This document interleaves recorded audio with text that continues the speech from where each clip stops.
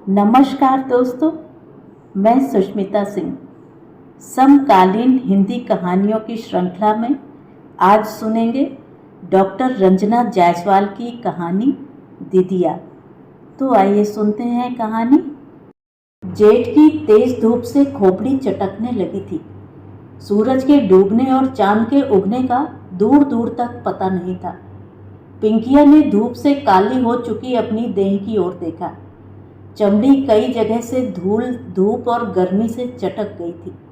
जेठ के थपेड़ों की वजह से चुहचुहाता पसीना उन दरारों में आकर फंस जाता और नमकीन पसीने की वजह से पिंकिया के मुंह से एक सिसकी निकल जाती। तन पर लिपटे चिथड़ों में इतना जोर कहाँ था जो धूप की आग को रोक सकता। तन पर कपड़ों के नाम पर था ही क्या। उम्र के साथ शरीर बढ़ रहा था या शायद कपड़े छोटे हो रहे थे। बापू का जांघिया और अम्मा का ब्लाउज ही उसका परिधान था। अम्मा की साड़ी को दो फाड़ कर उसने दुपट्टे की तरह फेंटा मारकर तन को ढक लिया था। बापू के गमछे को गोल गोल लपेट कर वह सर पर रख लेती और उस पर ईंट का तसला ढोती। आज सुबह से बउआ बहुत रो रहा था।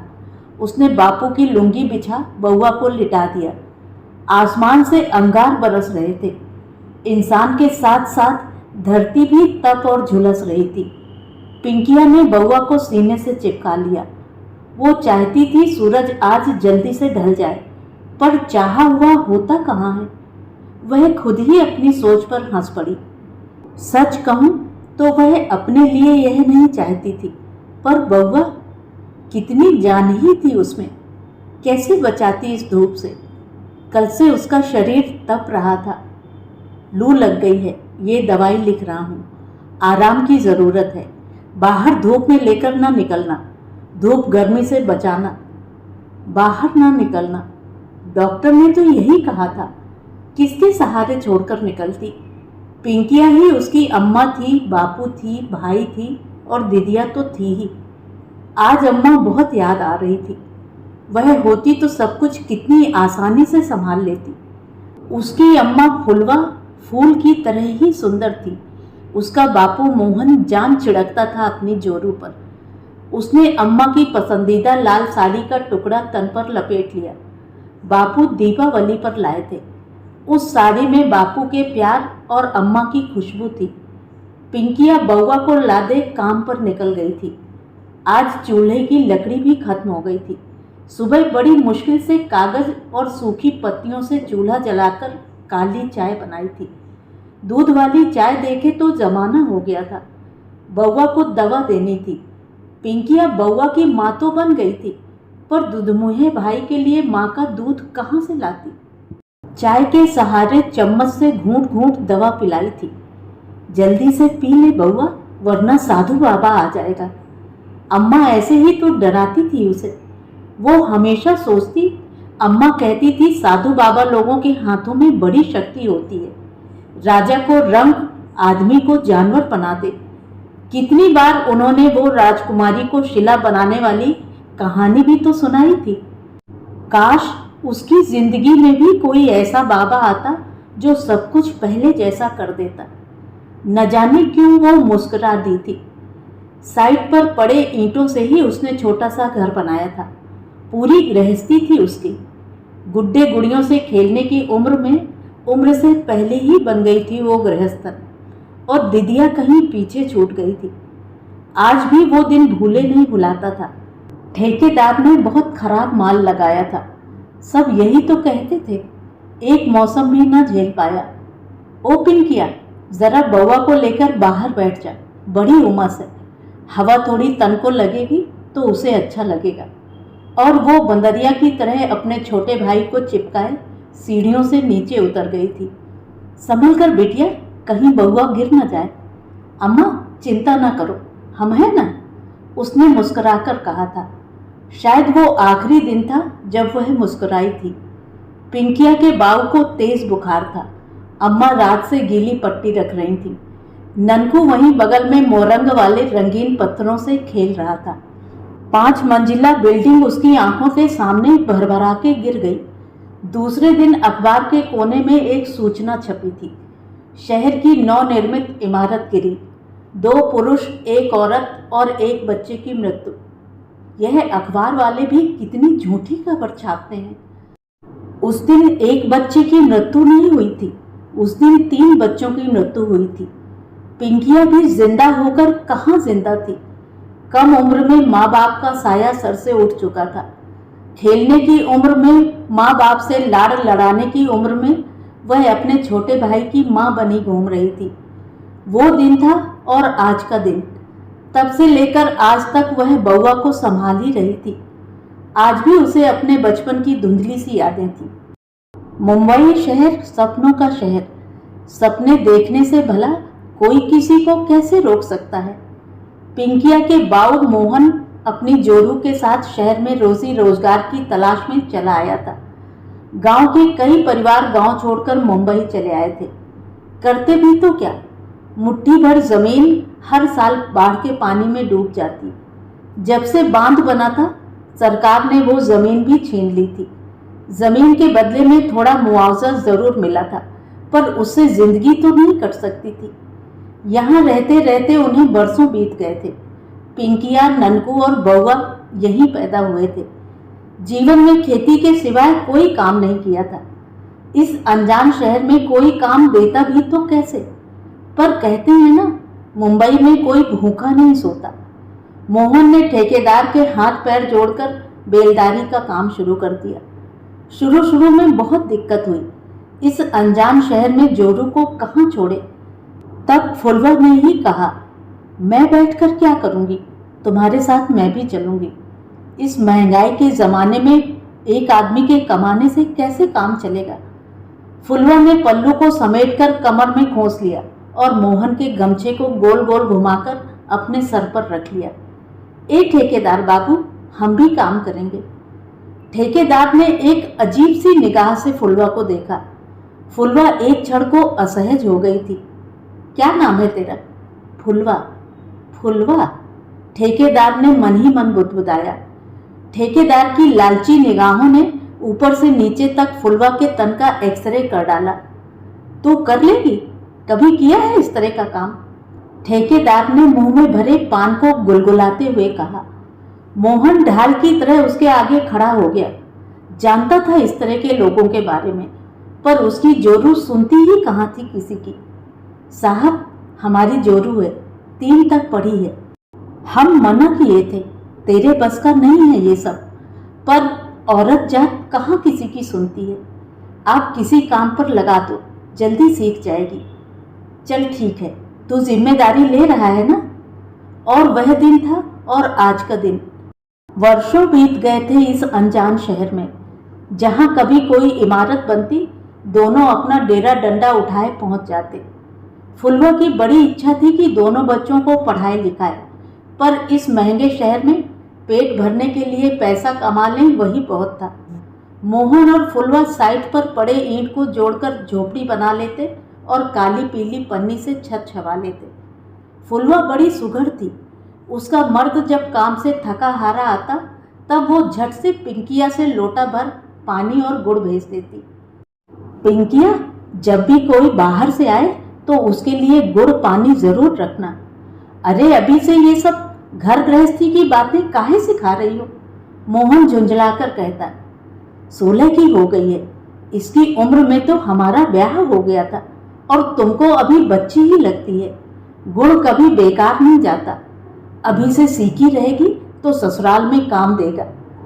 पिंकिया के लिए स्कूल, कॉपी और पेंसिल जुटाना संभव नहीं था, पर फुलवा ने हार नहीं मानी थी। रात को जब शहर रोशनी में नहा जाता, तो फुलवा की झोपड़ी भी कुप्पी और चूल्हे के अंगार की रोशनी में दमक उठती।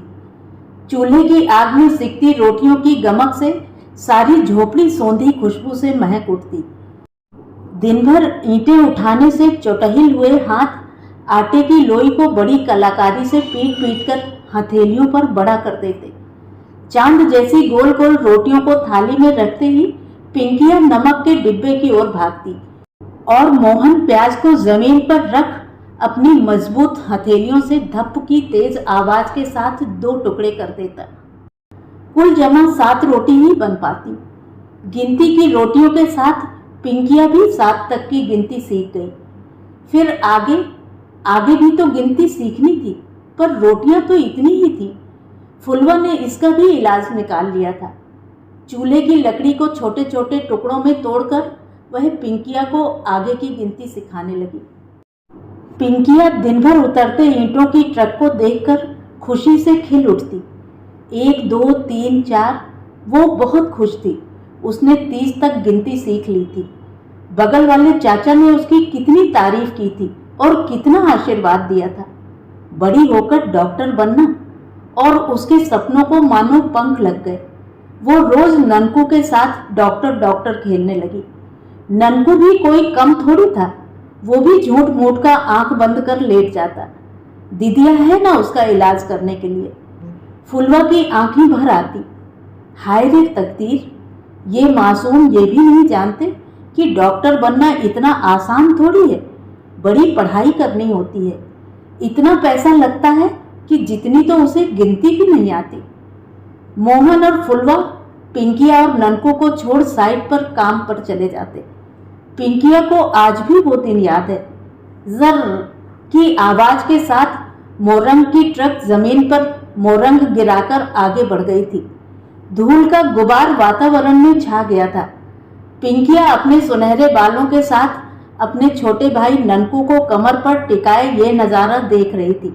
रिबन बंधी चोटियां, घुटने तक की फ्रॉक, हाथ में प्लास्टिक की धानी चूड़ियां, धूप से तपा धूसरित शरीर। ननकू गोदी से उतरने के लिए मचलने लगा। उसके नए खिलौने जो आ गए थे। दोनों भाई बहन मोरंग के ढेर की ओर दौड़ पड़े। रोज का ही तो काम था उनका। उनकी खोजी निगाहें तेजी से अपने छोटे छोटे हाथों से मोरंग के ढेर में से अपना खजाना ढूंढने लगती। चिकने पत्थर, छोटे गोल मटोल पत्थर, सीपियां और शंख। ननकू सबकी नजरें बचाकर अपनी पैंट की जेब में सरका देता। दीदिया उससे हमेशा छीन लेती थी और वो रोकर रह जाता। पिंकिया अपनी फ्रॉक को एक हाथ से पकड़े दूसरे हाथ से जल्दी जल्दी खजाने को समेट रही थी। कल ही तो बापू ने बताया था, अब वो झोपड़ी को छोड़कर नई वाली इमारत में रहने चले जाएंगे। कितना खुश थे वो सब। बारिश के दिनों में कितनी दिक्कत होती थी। पानी झोपड़ी में घुस जाता और लकड़ी भीग जाती। कितनी रात उन्हें भूखे सोना पड़ता था। पिंकिया तो फिर भी बड़ी थी, पर ननकू भूख से बिलबिला जाता।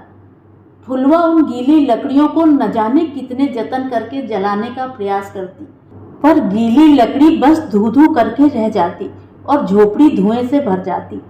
धुएं से सबकी आंखें जलने लगती और आंखों से झरझर आंसू बहने लगते।